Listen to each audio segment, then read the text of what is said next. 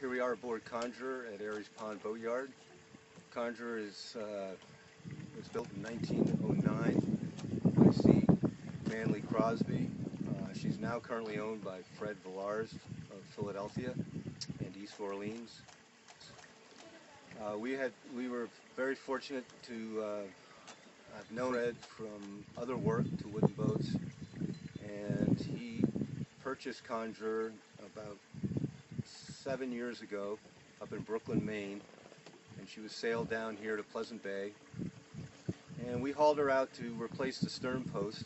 And when we got into the stern post, one thing led to another, and we have completed in a 3-year process a major restoration, including new transom, new keel sections, some new planking, new cabin, new cockpit, new cabin sides, and new decks, and all the finished work restored or new.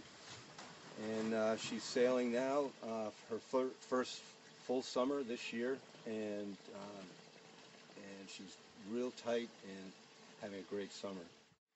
She was used as a sailing ferry from Woods Hole to Nashon Island, and in those sails included luminaries like Theodore Roosevelt and others who were going out to a game and fishing club on the island.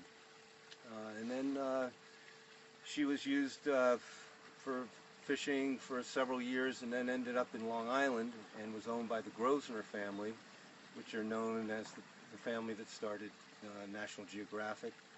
And she had a long career in the Long Island, New York area. Conjurer is going to be